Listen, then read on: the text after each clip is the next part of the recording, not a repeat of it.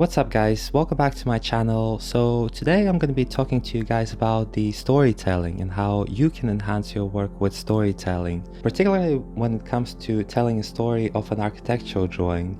And there is mainly this one tip that I've started to embrace recently that I feel had a profound effect on how I approach drawing. And this really has helped me to better convey the mood and the feeling in my personal and professional work. So this tip really boils down to keeping the focus of the drawing to a single key core message. The biggest problem these days is the noise around us. People are being bombarded with information more than at any point in the past, and this leads us to attention being very limited. So the way to counter the attention deficit is through keeping the focus of your work to a single key message. Now, it might be difficult to know what that key message is, or it might be difficult to distill the message enough so that the core message is clear. But luckily there are a couple of ways I found that can help us to keep the focus of the story through a drawing. So number one is the narrative, and they say that the picture is worth 1,000 words, and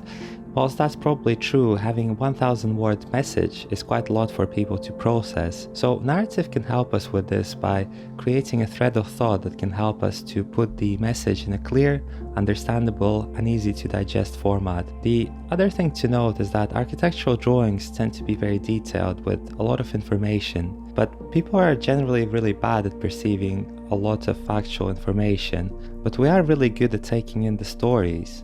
Stories is the way our brains are wired to absorb the information from other people. So for example, the story of this drawing could be centered around a young professional. Let's call him Tom. So Tom arrives to the big city being completely broke. He works hard and gradually climbs the career ladder. He overcomes the adversity in a competitive industry with long working hours and nasty bosses and managers, and eventually he gets at the top. And that could be the end of the story, but let's add a little bit of twist to this. Perhaps there's some sort of financial demise that plunges Tom back into living modestly and appreciates simple things. So the apartment in the story really serves as a symbol of Tom's achievements and his personality growth during this kind of fast-pacing period in his lifetime. There are things about this place that suggest achievement and change. This is expressed through the contrast and the traditional old features like the brick and arched windows with the more modern interventions like the mezzanine, furniture and electronic equipment. So this brings me to the next point, which is that in order to keep the focus of the narrative clear, we need to understand who is the character in the story. Now, in architectural drawings, it can be quite difficult to establish a character. Typically, architects only show generic people for scale so that viewers have easier time visualizing themselves in the space. But I think it's quite useful to cultivate an ability to keep specific character in mind when designing a space or illustrating architecture. I think it can be useful to think of a character as somebody who will be occupying the space, like Tom in our case, or the space itself can become a character. One useful way to think about the space being a character is by imagining that the given space is a movie set or a background environment in a comic book, and then imagining what sort of activities can take place in the set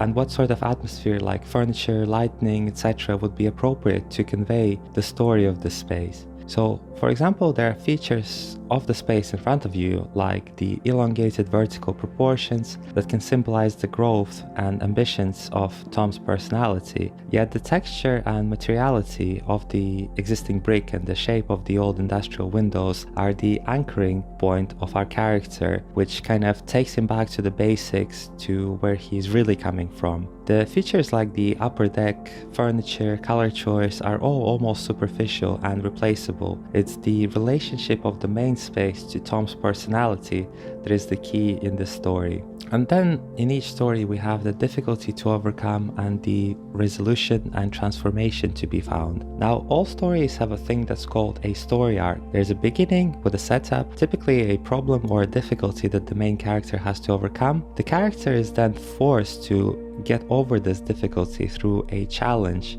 that in turn leads to a transformation. In a good story, overcoming difficulty and achieving some sort of realization or transformation will create a strong emotional response. Now, when it comes to architectural drawing, story arc can be somewhat tricky to integrate because static images lack the linear narrative unlike movies, music, or movies do. This is because it can be quite hard to force a viewer to look at the drawing in a particular linear sequence, because the viewer's eye will typically jump all over around the page depending on what draws their attention first, before the drawing is finally absorbed in its entirety and the impression in the viewer's eye is formed. But there are several ways around this difficulty. For example, different drawing presentation strategies might be helpful. You could simply start by talking through a piece to tell a story, kind of what I'm doing right now. The other related way is to simply put written text next to the drawing, a bit like you can see in art galleries sometimes. And then another way is to use diagrams or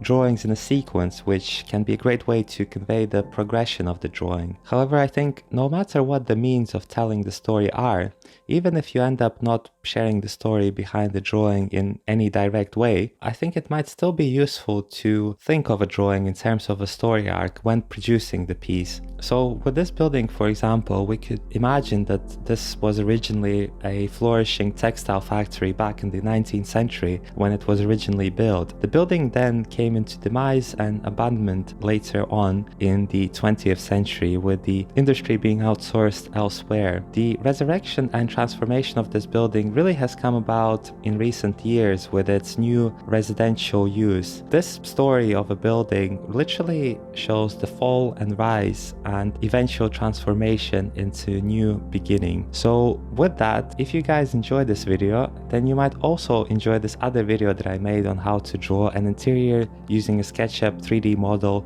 as a base and then render it in Procreate manually. In this video, I basically share a couple of tricks on how to effectively use the 3D modeling in tandem with the traditional manual hand drawing and rendering techniques to achieve a unique look and the feel of the drawing. Because every drawing these days tends to look like it's been perfectly polished in a 3D rendering software, and I really think that to stand out, sometimes it's best to revert back to the basics and make drawing look a bit more soft and appealing to eyes. And one of the best ways to do that is really through using a manual hand drawing approach. So check that video out, and I will see you guys in the next video.